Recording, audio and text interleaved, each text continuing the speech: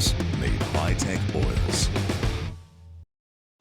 On today's show, brace yourself as Andra drag racing goes down to the wire at the Australian Nationals. Doing the basics right, raising the bar with skill and finding that extra special something will be needed for championship honours. And don't forget Lady Luck, she's sure to make an appearance too. We're also showcasing the best from Australian FX superbikes with Formula Oz, Pro Twins, Naked Bikes and Ultralights. Boiling Point is just around the corner as they take on the penultimate round of the championship. This is Speedweek.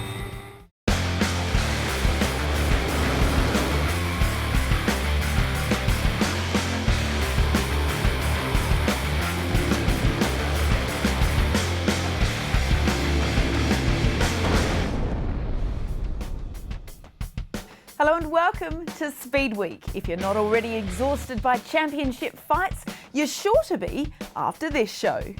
We return to Sydney for another hit of season finale action from Andra Drag Racing, and you're about to be treated to some of the most titanic battles in Australia's history. Top door slammer, Pro Stock Motorcycle and Aeroflow Sportsman take to the start line, and we're keen for your predictions on Facebook and Twitter to see just how tough it is to forecast this sport. It's one of the most epic Andra seasons ever, and today's finale will see all championship fates intersect, particularly for Top Door Slammer and Pro Stock Bike at Sydney Dragway.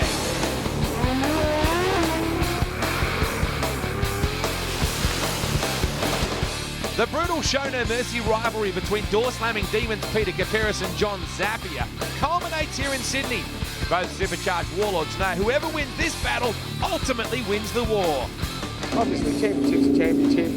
It's sort of pat on the back for the whole year. It means you've done good for the whole year, not just one race. So yeah, of course it's a huge thing. A lot of things have got to fall in place for me to be able to win it. But at the moment, we're not thinking about the championship. We're thinking about the meeting, and we're here to win the Australian Nationals.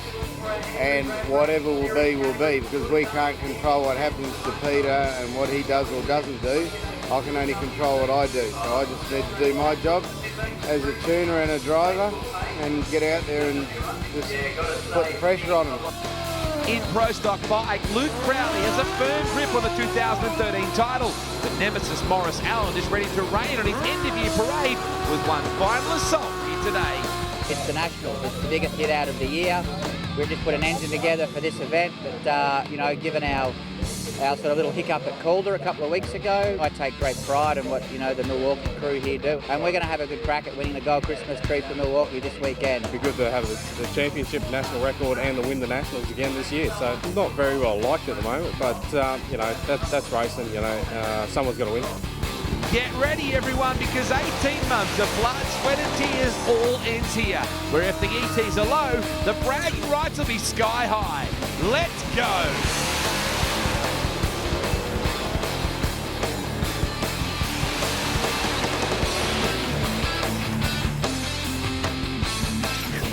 Welcome, folks, to the 2013 Australian Nationals at Sydney Dragway. And we are very shortly about to get into some awesome Top Door Slammer and Pro Stock Motorcycle action. Great crowd in the house. A good day to go to the beach. Maybe not a great day to be a drag racer. Plenty coming up on today's program. Super compact and competition bike as well in their final round of the year. Rusty Gregory joins me. It's going to be an epic day's racing.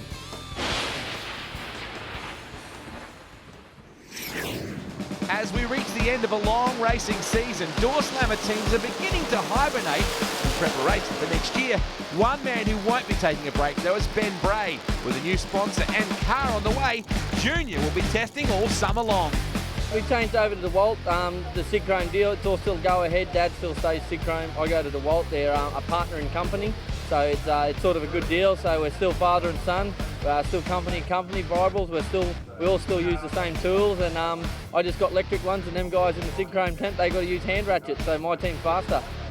Me and the Monaro will be parting ways eventually. Murray Anderson's building me a new car, so hopefully at the start of the season I'd like to have it, but until it's fully tested and performing I won't bring it out. So the Yellow Monaro might do a couple more rounds yet. I can't tell you that until Murray delivers my new car. Like I say, we always come out here to contend the championship. So next year, me and Dad got some pretty good plans. We're going to do a fair bit of testing in the off-season. We want to be 1 and 2 next year. We've done it before. We know we can do it again. After a slow start to the 2013 season, the Queenslander has had to fight tooth and nail to claw his way back up the ranks, culminating in a well-overdue win last round in Adelaide. Yeah, Adelaide was a great event. Like I say, I had to race 3 pretty good competitors. I raced Morris Fabietti first round. We all know how great he is. Number 1 qualifying Stewie Bishop in second round, and to beat John Zappia in the final. It's a pretty good racing season for me to achieve that. I had a very, very bad start of the season, 2 DNQs and all that. Bit of bad car setup more than anything. A couple of mistakes made by myself. Without downs, you don't know what ups are, so it's been pretty good. But at the end of the day, coming in the top 5 in Doorslammer this year, to even compete in the top 5 and qualify at some of these races is amazing. So to win one this season with one of the hardest fields, Dad won one, Dad went to another final.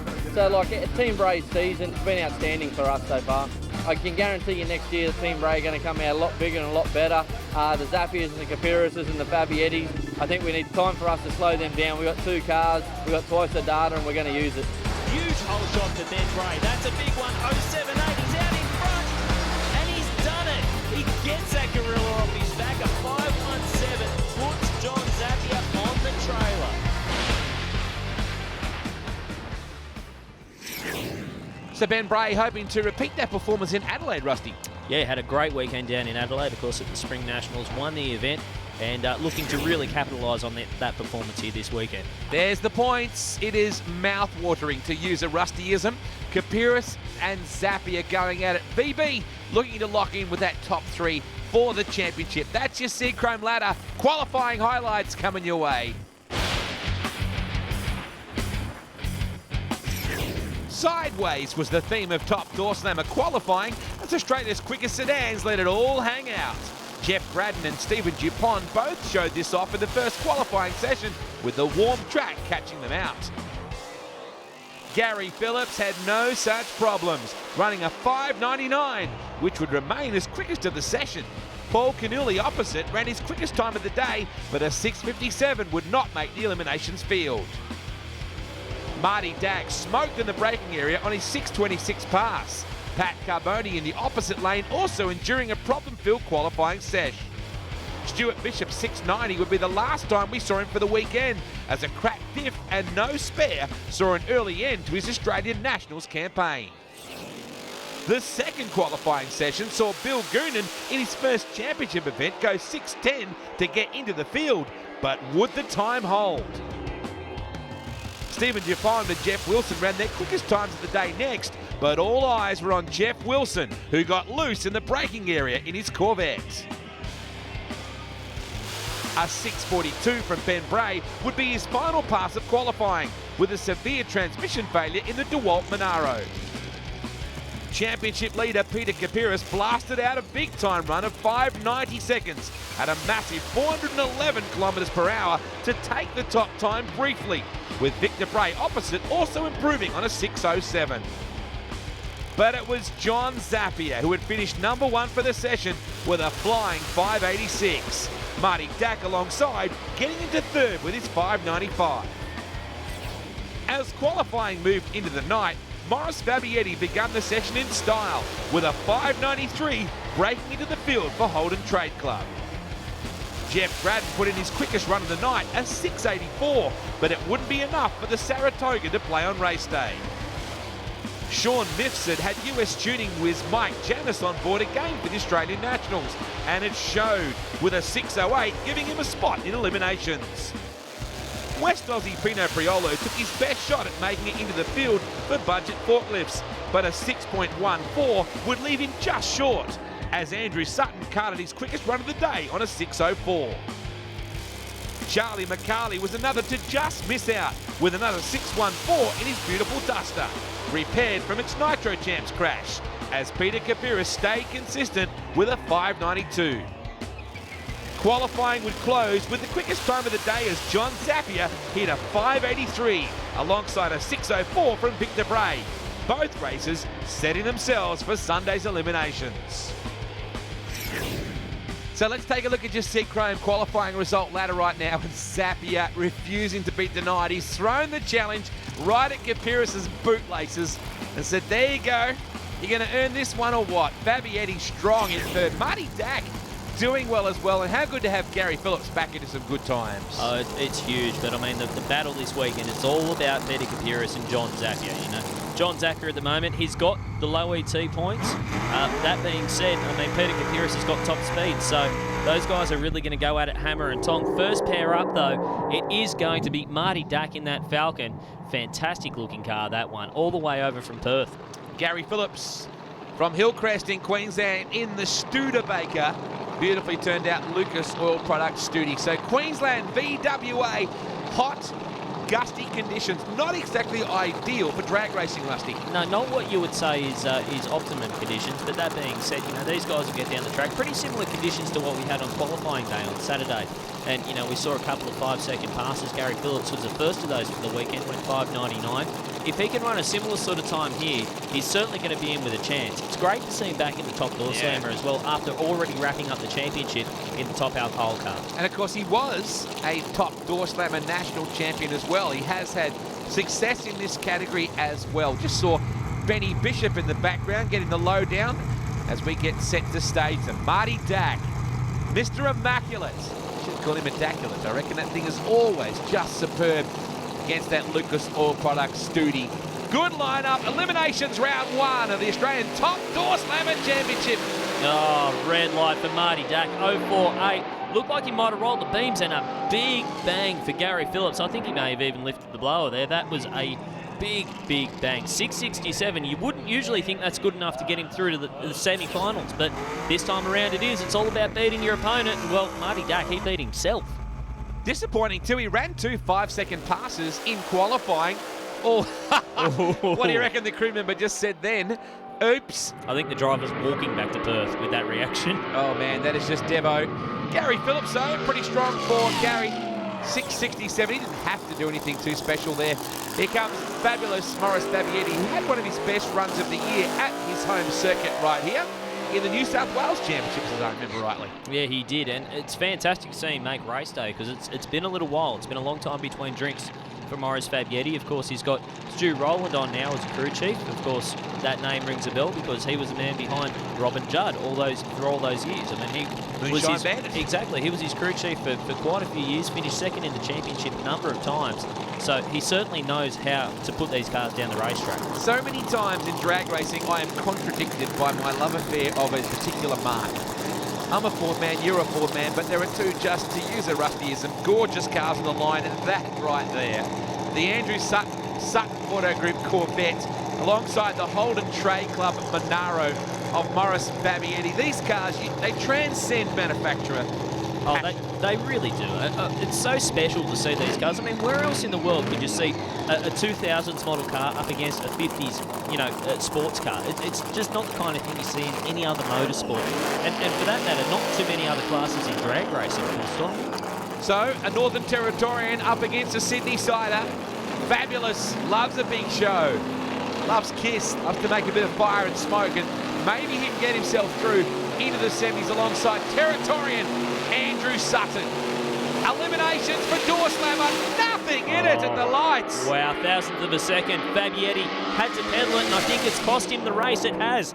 Another good race. 6.05 for Sutton. Gets very untidy in the braking area. We spoke about that wind, and it looked like it grabbed one of the chutes there, pulled Sutton right around. You can see a little bit of tyre shake at about the 200 feet mark for Maurice Fabietti, and that was all it took. It opened the door, and Sutton went on through. That's a big win for Sutton in Fabietti's backyard. As you said, the car just a little unsettled, had to double step it. Either way, Sutton goes through, and Morris will be a spectator along with his lovely wife Mary, who I'm sure is tuned in and good to go. Championship is sitting right here on the fence. Kapiris, and you are looking concerned. Yeah. No real burnout then for Kapiris. That was a really ugly burnout for Peter Kapiris. By no standards. No tyre smoke, just sort of launched the car, lurched it forward. very similar to what happens when you leave the car in first gear, because when you do a burnout in the top door slammer, you put it in top gear, stab the throttle, the thing spins the tyres, the wheel speed comes right up. No burnout for Peter Kapiris. That's going to put a lot more stress on the clutch. It's going to change things. It's going to change the setup in this car. And remember, it's all about the championship. If he wins here, he virtually locks it up. He will lock John Zappia out almost. And, well, he's going to make it hard for himself now. Victor gets a visit from the family. First son, Ben, then lovely wife, Marie, as we get set. Wow, Victor, he can end Kapiris' championship right here. And the one who's watching all this closer than these guys is John Zappia. Strapped into his car to race up next. There is everything riding on this race. Kapiris loses, opens the door for Zappia in the championship.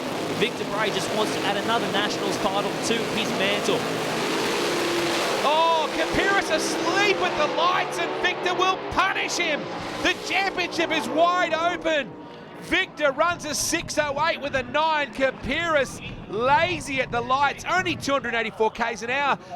The body language on the crew says it all. There's something not right there. No, and they're very disappointed, but it's great to see the sportsmanship as well. Still shaking hands, congratulating Victor. I mean, Victor laid down a pretty solid run there. A 6:08 in these conditions is more than competitive, and I think the guy who'll be beating himself up the most will be sitting in that car. He tried everything to get that car to the finish line, and it just wasn't going to happen. Just brutal, isn't it? Championship drag racing. You see here Kapiris just slewing over towards that centre line, and VB gets it through. We ride on board with a man who's done this 5 consecutive times before. The legendary West Aussie, that striker-crushing entry, up against a really fat race car here. Oh yeah, Plymouth Duster, Sean Mifsud. Really, really cool looking thing this. Got into the field on a good run, actually, for Sean Mifsud. It's great to see him get in. I mean, he comes in as a number 8 qualifier, but door slammer is so close these days. Anybody can win against anybody. I mean, John Zappia will be sitting there thinking, you know, I don't have this in the bag by any stretch of the imagination. He virtually needs to win the event now. Now that Peter Kapiris is out, he needs to win the event, take the low ET points, and hope like hell that nobody else goes quicker than him, because he'll lose it. Is there any more room for any sponsor logos down the side of that car? He's a very shrewd operator, that is for sure. Well, what he didn't perhaps count on is Mifsud having Mike Janis on board as well, the man who owned this car and certainly knows all about making it go fast in his lane. As we look down over the top, the orange car just backing up in that lane, Sean Mifsud, who's had a pretty, well, roller coaster year this year, not only in his own car. Yeah, he crashed the car owned by the Cannulli family earlier on in the year down in Portland at a Slamfest event. Actually broke his leg pretty severely, had to have a surgery on that leg. So he actually double bulbs John Zappia, goes straight into stage, both cars in. This is for the championship to stay alive. Nothing into the lights, but Zappia is through. Even by the naked eye, you can see a 5.95 of the one. Whoa, Mifsud all over the track, under the chutes just then. And is he going to get it pulled up? I think he's going to the beach. Oh, I hope he bought his bucket and spade. Oh, he almost avoided that. The Janssen Racing Engines entry. And now the boys saying, whew, that's one more. He's still got to win the event, though, to win the championship, yeah? He does. He needs to win the event because it's just so tough. You can see he's hanging on with both hands. He drove that thing well and truly past the finish line. He wasn't taking any chances. Have a look at how crossed up Sean Mifsud is, coming through at a great rate of knots at the other end. But Sean Mifsud did a great driving job. We talk about the wind, and you can see pulled the chutes right there and just dragged the car way over, pulled the whole back of the car off the ground. He did a fantastic job on limiting the damage to that car. And he nearly kept it out of the sand. Semi-finals ahead thanks to Sid Chrome. Zappia will face Phillips. Victor Bray will face a very pumped up Andrew Sutton, and they will then contest the final. Going to be epic here at Sydney. Oh, it is all coming down. Zap, Victor Bray, Gary Phillips, Andrew Sutton, they're squaring off in the semis. After the break, it's Pro Stock Motorcycle. Do not leave your seat. It's going off at Sydney Dragway.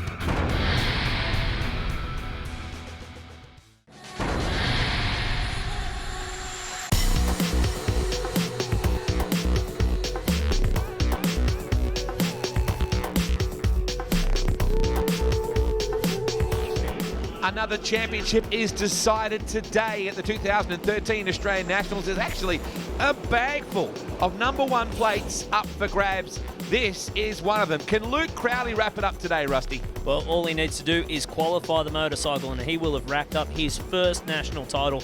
Morris Allen is in second, Scott White third, Lockie Island, the reigning champion, in fourth, Worcester, Howard, Hancock and Peter Cochrane rounding out your 8.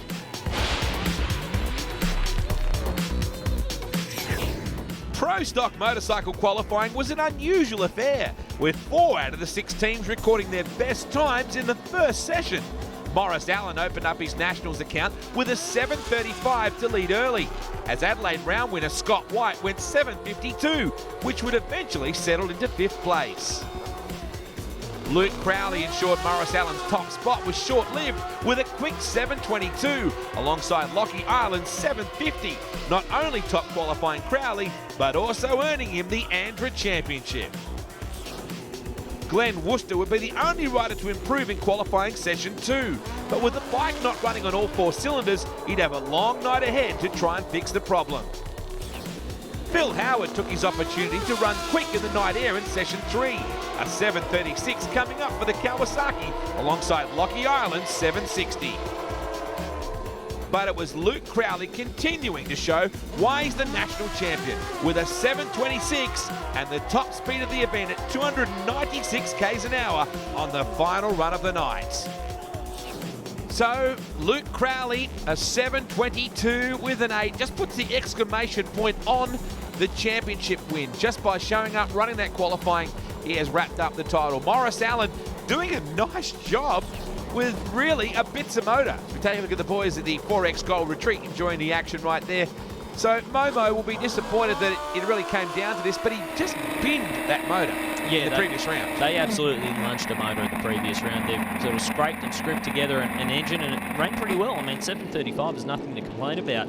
First pair up, though, in Pro Stock motorcycle here this weekend, Phil Howard, who amazed everyone this weekend, came out, started out in the 740s, eventually dipped down into the 730s. That bike is a picture of consistency this weekend. It's up against the reigning national champion, and it's going to be the last time we can say that for Lockie Island. He'll have to go back to his former competitor number, that #1 on the back bar. You know what, Lockie? He'll be back bigger, badder, better next year to try and get it back. Howard v. Ireland. Very nice light for Lockie. I think Phil's got him. Whoa, what a drag race. Lockie gets it, a 7.50 against a 7.53. That's a classic Pro Stock motorcycle battle there. Yeah, I mean, Phil Howard had this one until he just sat up in the last few hundred feet and let Lockie Island through. There was nothing in it, only 300ths of a second in it as far as the elapsed times go. Just a good old-fashioned drag race. Well, Lockie strapped the whole shot on, but Phil nearly pickpocketed him. There is Morris Allen, got the race space on the immaculate Milwaukee M18 fuel engine. That's a great shot right there. Oh, fantastic shot. Absolutely love these motorcycles. They've really stepped up their game as far as the consistency goes this weekend, or this season, I should say. And another guy who stepped up this season, Scott White from the Northern Territory. I mean, you've got to hand it to him. No major sponsor on board, but he's really showing these guys what they can do. Of course, Morris Allen on board with Movember. It should be Momo, M-O-W, this weekend. Here we go, good ball, red light.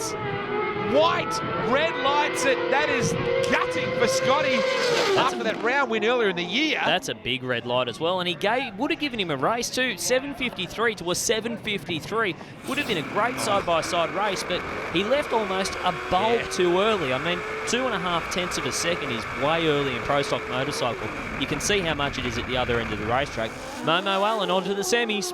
Almost would have had a fair bit of ivory underneath that newly grown Mo for Morris. He had enough time to think about it. Whitey goes out the back door. Ooh, eliminations round 1 is brutal. We're about to see Luke Crowley and Glenn Worcester. I love the way this guy goes about his racing. Luke Crowley, the Nil Rust Ipswich Tint Works, entry number 1297. Up against Warrnambool's Glenn Worcester. Now, Glenn has been battling engine problems throughout qualifying so far. Let's hope that man from Warrnambool, the Sprint Car World Headquarters, great little motorsport town in Victoria. Yeah, absolutely. And I mean, Luke Crowley, he has absolutely put an exclamation point on this season. not everything has gone his way. He's had his ups and downs, but he has won the championship, secured it by just qualifying here this weekend. And you know what? There's rumours going around of a new motorcycle for next season, and also maybe even racing overseas in the States and in Europe. Can Worcester put him away? Oh, very lazy at the lights, a 0.2 light. And here comes Luke. Can he come back on Worcester? He does, but gee, he made it hard work. Yeah, he gave himself a tough ask there. Luke Crowley, 7.30. Ooh, gets a bit untidy in the braking area as well. Went deep into the 720s in qualifying, so conditions not too different here. A little bit more cloud cover today. He eventually got away with it, but he didn't leave himself a whole lot of room for error there. I still remember Adelaide, that defining moment when he got shuffled out due to that timing light incident, and he just focused on the rest of the championship. We'll go to the next round. We'll get this thing back. And he'll have a solo pass in the semi-finals to get himself into the final. All he'll have to do is stage effectively. Morris Allen will have to fight it out with Lockie Island to get to the same place. That is your Sid Chrome ladder for Pro Stock Motorcycles. To the pit report now, and defending champion Lockie Island joins me. Now, you're going pretty blind out there and very much on an organic response to what's happening. Tell us about it. Yeah, me and Dad, we don't run any data logging on the bike, so every pass on the track comes down to me able to ride the bike and at the same time process what the bike's doing, come back in the pits, relay it to Dad, and then Dad relaying to me what he's seen the bike do, and then we try and make a calculated decision on what we should do to change to make the bike improve for the next round. Lockie, is that a chance to redeem yourself after a really tough year? Do you feel confident to put it right? Yeah, I do feel confident to put it right. It's not going to put me on top of the heap for the end of the year, but yeah, a win would be nice, being the defending champion for a season.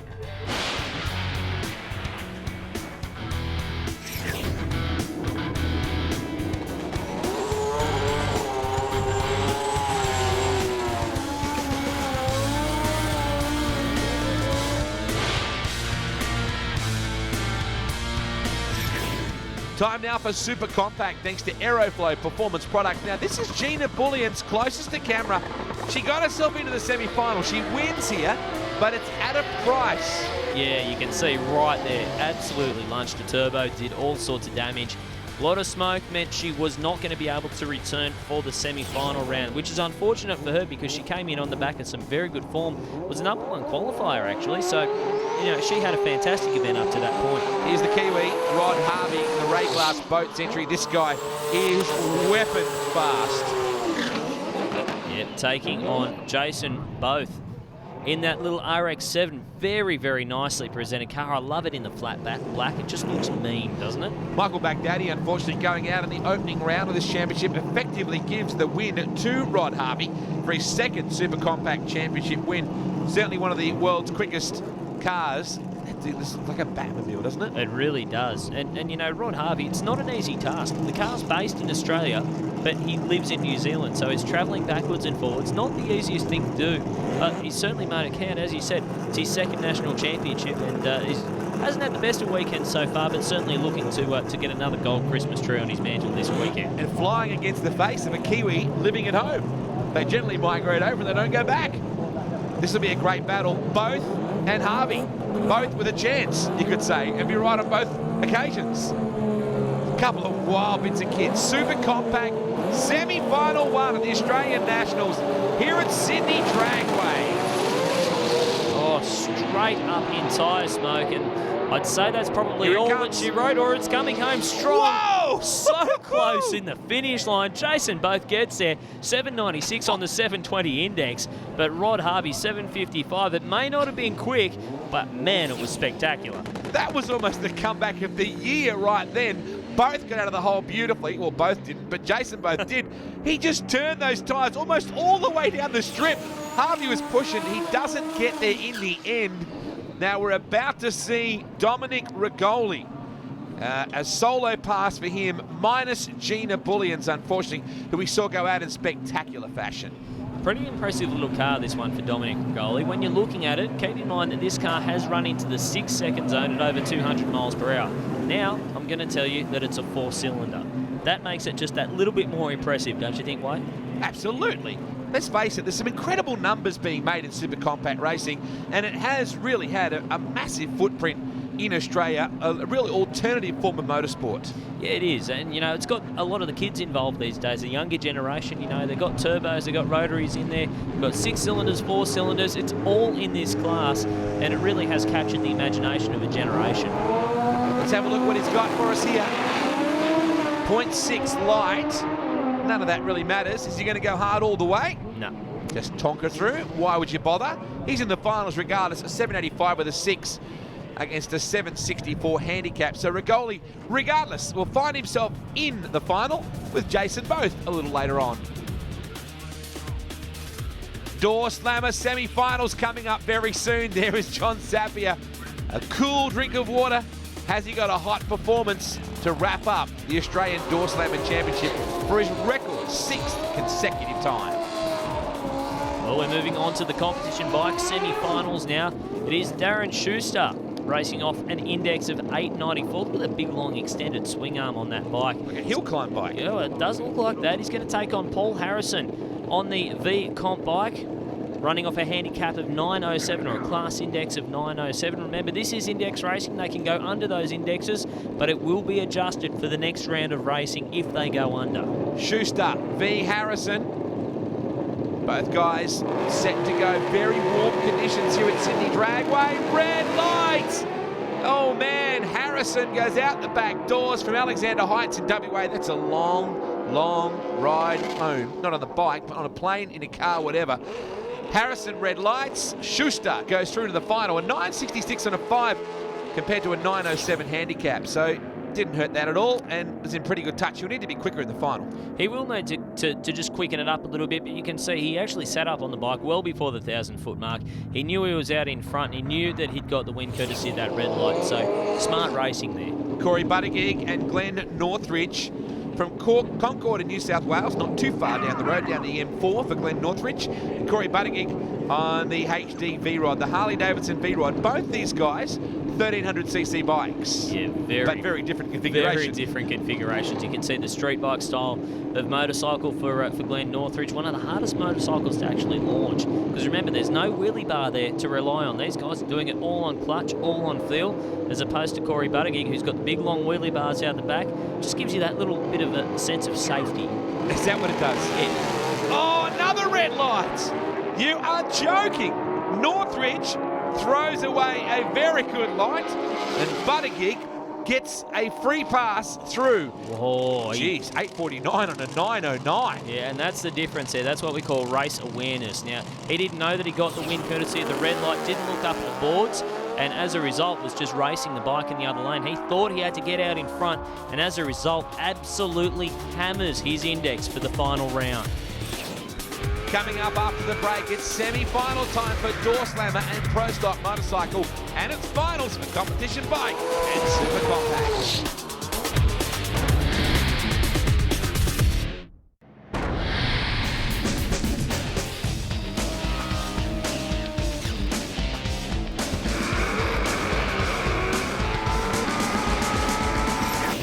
Welcome back to the Australian Nationals at Sydney Dragway, and there is Luke Crowley, newly crowned Australian champ. He's going to change that number from 12.97 to 1 as he preps for the second semi to come a little bit later on. Morris Allen will face Lockie Island, the outgoing champ, and Momo with a bit to prove here with that Bitzer engine.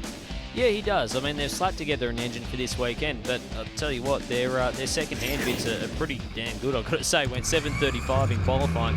Very, very competitive time. And Morris obviously still got more Milwaukee on board, looking to put in a really, really good show for them this weekend. Now, when you say slap an engine together, we're just saying that very, very loosely. The workmanship that goes into these bikes, absolutely immaculate. Just saw that great shot of Crowley's bike with its clothes off a little bit earlier on. Man, they are a radical piece of gear. Oh, they really are. There's so much technology in these motorcycles. I mean, and if you're not involved with it, you never get to see it because they look so sanitized. They look like they just go down the track each and every one, but they are absolute animals to ride, and the technology that goes into them to make them go that quick is quite phenomenal. Hoppers crossing Victoria's Lockie Island. Very cool eyes looking out through the front as we take a look at Morris Allen, Just shifting her into gear. Yeah, that's his dad, Tommy Pete Allen there, who's done everything in drag racing. He's ridden top bikes, pro bikes. At one stage, I think he even drove the top fuel back in the 60s. Here we go, set for a start, semi-final one. Oh, it's a red light for Lockie. Allen's going to the finals. Lockie will go and give himself an uppercut. He just killed that. Yeah, gave it away. I tell you what, Allen goes through 7:43. That bike's still running on the numbers. And do you think he's a little bit excited, Wade? Plenty of emotion for Momo, the little motor that could. Lockie, not sure what happened there. You and I are commentators. We don't have to run red lights and green lights and stuff, but great result for Momo. Lockie, you knew you had to go all-out attack against Morris, but sadly, Cardinal Sin there. Yeah, I just didn't hold myself on the line long enough. As I seen the lights come on, and as soon as I seen them coming, I was letting go of the clutch, and I sort of knew I was putting myself to the cross straight away. So that's racing. Yeah, he took it on the chin, that's for sure. That is racing. Luke Crowley doesn't have to worry about that's racing at the moment. He just stages the bike, takes it back out. It is prepped and ready to go for the final. That immaculate Nil Rust Tintworks bike. He'll change that number. Well, I'm thinking about an hour or so. Yeah, I think he'll just take off the 297 and leave the 1 on there. But the final round for your Sid Chrome ladder is going to be Luke Crowley and Morris Allen, the 1 and 2 in the points, the way they are going to finish. That's Pro Stock Motorcycle at the 2013 Australian Nationals.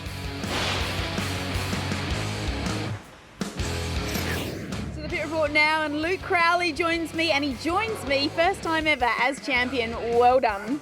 Thank you very much. It's been a very long year, and we're over the moon that we've got the championship in the bag and we're in the final for the Nationals. Now, Luke, you said at the start of the day that you were hoping to push a 6-second pass, but I mean, it's been tricky conditions. How have you found it? It's been really tricky today. Like, the wind's picked up. It's, I actually nearly crashed, I think, in the braking area in the last run. So, it's making a lot of difference to how we're tuning the bike right now. We'll get it down there in the final and hopefully we'll pull it up safely.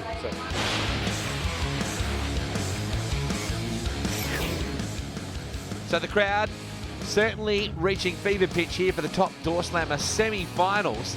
Here at Sydney Dragway, the Australian Nationals, great crowd here. Excellent atmosphere too. Everyone working really hard to put on a good show.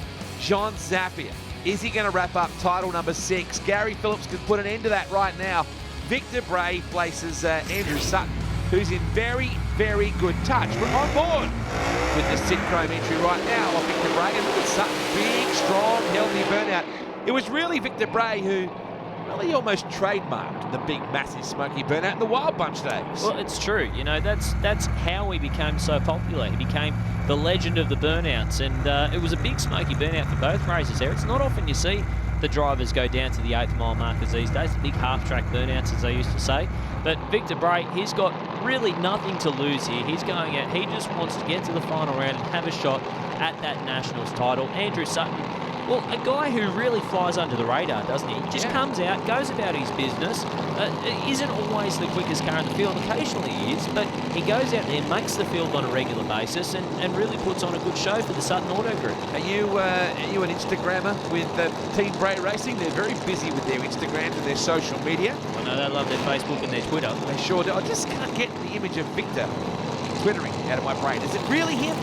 Either way, great corporate support on board as always. The Sid Chrome 57 Chevy, and Sutton, as you said, the sleek lines of the vet out of Darwin, right alongside Victor. He's had one of his best seasons in recent memory, the big fella from Queensland. Can the Territorian put him away? Semi-final 1. The next one probably more critical in terms of the championship.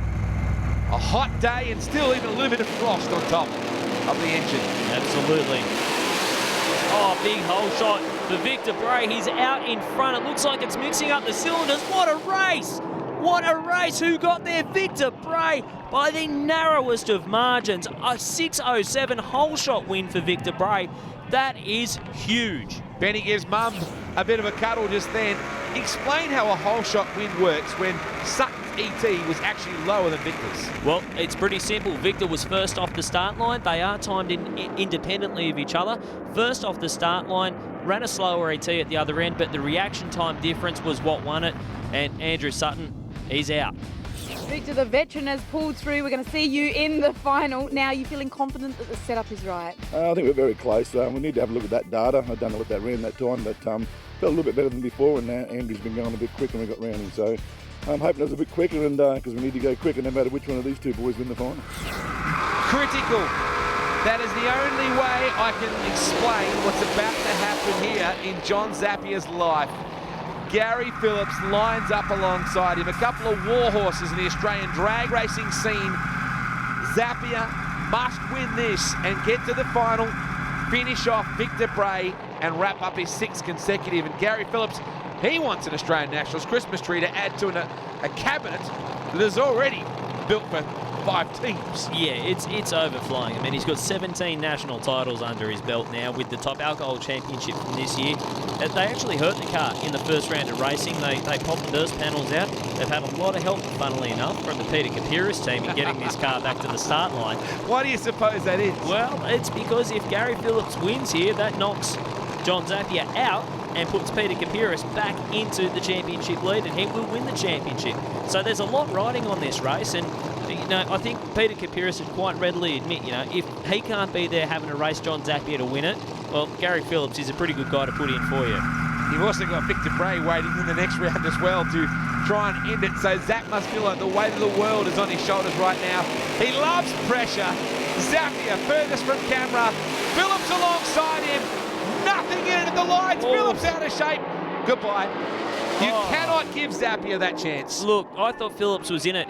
The car was good. It moved around a little bit, but a 597 on this track is just too good in the heat of the day for John Zappia. One more round to go if he wants to win that championship. Look at the drive job he's going to have to do here, really moving this thing around.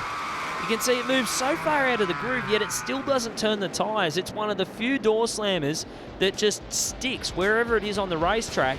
And, well, Gary Phillips, he's out of there. 597, Mr. Consistency meets Victor Bray to decide the championship.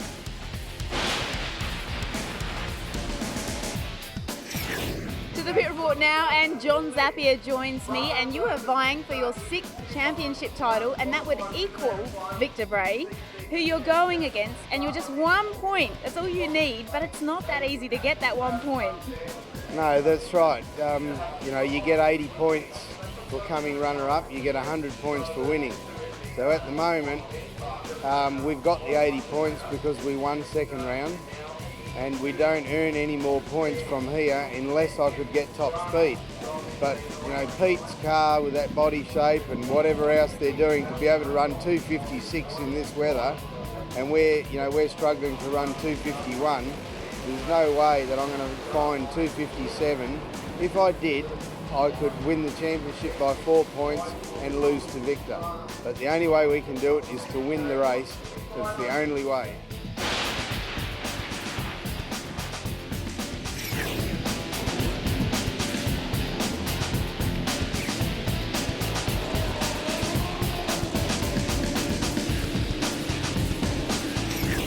Aeroflow Performance Products Sportsman Drag Racing Championship, now super compact, and the final between Jason Both and Dominic Rigoli, a couple of Sydney siders, one in a Mitsubishi Eclipse and one in an RX-7 with the 20B rotor, of course. Oh, of course, because what else do you put into an RX-7? It wouldn't be normal if you put anything else in there. A 720 index for Jason Both out of Maryland's, and a 764 index for Dominic Rigoli. Not much between these two. No, not a huge amount as far as ETs go. I mean, as you said, 764 is the index for Rigoli, 720 for Both. Both cars can go way, way under that. I mean, Rigoli, we know we've seen that car go into the 6-second zone before.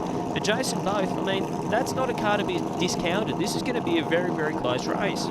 It's awesome to watch that Both thing on the line. Big flames. Generally, there's the Batmobile signal on the side. The 720, Mazport Racing on the windscreen. As we get set, Rigoli in the RP Racing entry. Crowd enjoying something a bit different when it comes to super compact. Rigoli furthest from camera. Very, very late Yeah, late on the tree, but I'll tell you what, he's going to win it anyway. Legs it out the back door. He will take the win pretty comfortably in the end. 7.39 on a 7.64. Still didn't really drive it straight across the finish line.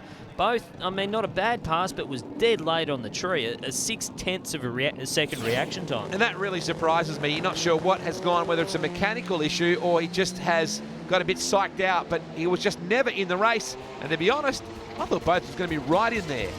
Dom, well done. Your first Christmas tree. Fantastic stuff. Tell us about how smooth the run was. It was good. It was really good. Like, we both come into stage pretty quickly, so no one was holding no one out. And the light, like, I don't know, I think it was a reasonable light. When I went through the finish line, I thought, did I red light? I don't think so. You know, so the car went pretty smooth. Top end it started breaking down, but you know, I don't know, I was in front. So in the end, Dominic ends up 6th overall in the championship side of things, but he bags the Australian Nationals Christmas tree. Nice work. Well done to the Kiwi. The Super Kiwi Rod Harvey gets the win over Baghdadi championship-wise, and Gina Bullions, along with Scott Porter, 3rd effectively from there. Time to move into competition bike final right now. Corey Buttigieg up against Darren Schuster. It is Victoria v Roachdale, and the HD, Harley Davidson V-Ride up against the Suzuki GSXR. Schuster, the man in black, 894 handicap. Yeah, very promising race this. I mean, you come into a Buttigieg, this is a very, very tough motorcycle. Still a fairly new combination. He's really starting to push the boundaries with this bike and with the V-Rod combination. Darren Schuster, on the other hand, I mean, he's a guy, he has won national championships before. A very, very tough customer on that bike. Geelong Harley Davidson on board with Buttigieg. There's not much in it at the lights. Pretty handy reaction, an 09 light there. That could be the difference. Here we go. Is it Buttigieg? I think it is. Wow. Oh, that's a good drag race. Absolutely. I mean, at 8.47 on the 8.79 index for Buttigieg, gets the win over an 8.63 on an 8.94. Both bikes go around about 0.3 of a second under, but the win goes to the Harley. What a drag race, Wade. And that's the way you like to see it, isn't it? Bar to bar, all the way down to the very end. Nothing in this to the naked eye. Corey, well done. Your first Nationals and first championship win. What do you put it down to all year? All the help from everyone. We've got a lot of help. Friends, family, everyone. It's just everything. Yeah, the boys at Harley Davidson Geelong will be wrapped with that. There is the championship win. Harrison 2nd, Smith 3rd, Northridge, Scholes, Salmon, Everett and Wasley. Your Aeroflow Sportsman Drag Racing final points for competition bike. And now, speaking of motorcycles, it's time for Pro Stock Motorcycle Final. Morris Allen and Luke Crowley, the man who would be king, and will certainly change that number to become the national champ for next year, alongside Morris Allen, who's left to ponder what might have been, but can still leave this event with a gold Christmas tree if he gets his act together here. Indeed he can, and I mean, it hasn't been a bad season by any stretch of the imagination for Morris Allen. I mean, he's finished 2nd in the points 2 years in a row. Different riders beat him in each of those years, but I mean, being that consistent in a class that is this tough is quite a credit to him. This is good. Oh, red light! Luke! And not just a red light, that was a big red light, and Momo will get the win. Let's have a look for some sort of elation going on with Momo. He was thrilled to get the semi before. Now there we go. There we go. Well done. Gee, Luke, that was a massive red light. You can see that look on the crew's face right there. Just a day and a half early for Luke Crowley. That is not what we expected to see. But Morris Allen, he earned it this weekend, 7.44, 175 miles per hour, and got very excited at the other end of the racetrack. I think he was just making sure that he could get the bike stopped first, and then he thought he might celebrate. See, that's incredible, isn't it? Well done, Momo. He wins the Australian Nationals this summer. Morris Allen, after heartbreak at Calder Park to beat Luke the champion, tell us how it feels. Summer, I'm pretty speechless actually. We've worked so hard in the last 2 weeks, you know, to get this bike for Milwaukee. We just said we'll come back, we'll do our best, let's go to the Nationals and put on a show. I've got to say hello to my boys at home, Brandon, Ashton, Harrison, my beautiful wife, Carolyn. Thanks for letting me come racing this season. Dad, you're a legend. Stewie, you know, couldn't have done it without those two blokes. They're my inspiration. We go to the start line every time and go with a do or die effort. You know what? Whatever happens, happens. This is for Milwaukee Tools. We brought gold home. Well, Luke Crowley wraps up the championship, but Morris Allen gets his satisfaction and gets to thank The tin lids and the cheese and kisses in the process. Very cool stuff. Scotty White third, a great year for him. Lockie Island, he'll be back next year. So will Glenn Wooster with those engine problems solved, I'm sure. Thanks to Sid Chrome, that's your Pro Stock Motorcycle. Final points right there. Oh, can you feel the tension? This is going to be massive. Victor Bray and John Zappia. Fair to say, a little bit of rivalry here. A little bit of rivalry.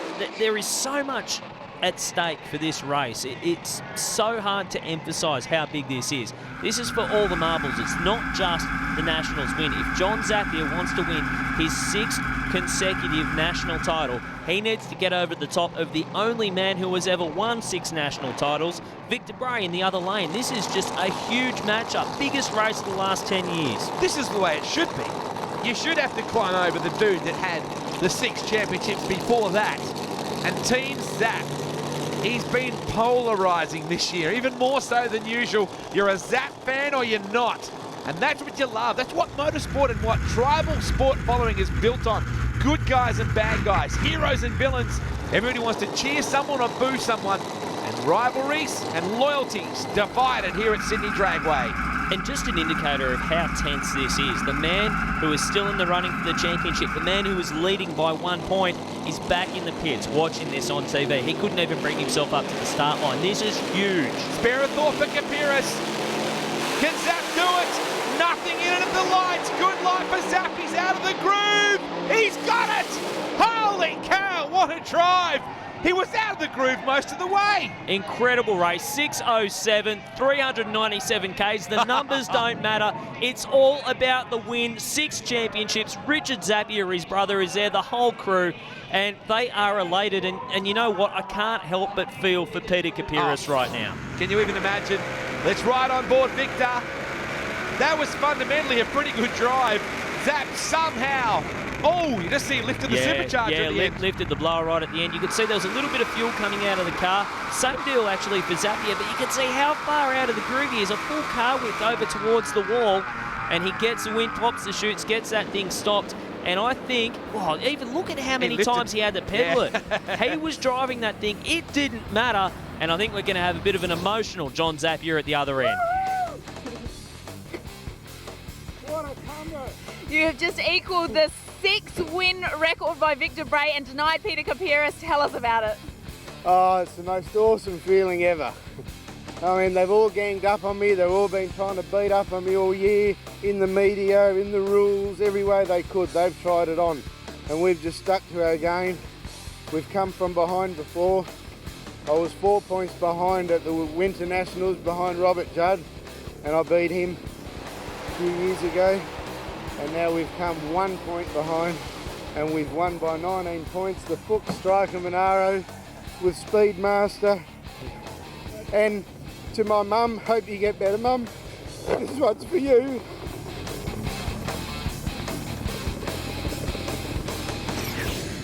Wow, an emotional John Zappia. Fired a couple of bullets in the end too to the Z-Man. Kapiris will be gutted. He got second. Bray, a best ever championship result for him in the last few seasons with third. Benny Bray fourth. Babietti, Bishop, Valeri and Dak.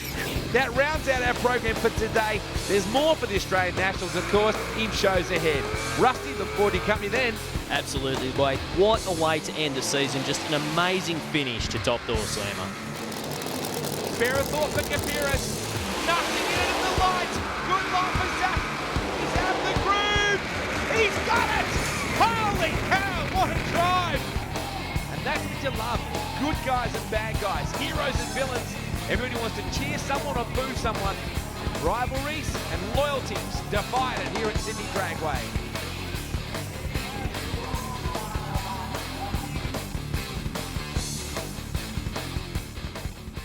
So how are you after all that knife-edge racing? John Zappia had me in tears, Peter Kapiris in stitches laughing, and Victor Bray in awe of calm confidence. It sure was an incredible finale to experience in person. We head now to a break, but don't go anywhere. The best FX Superbike talent from around the country are up next.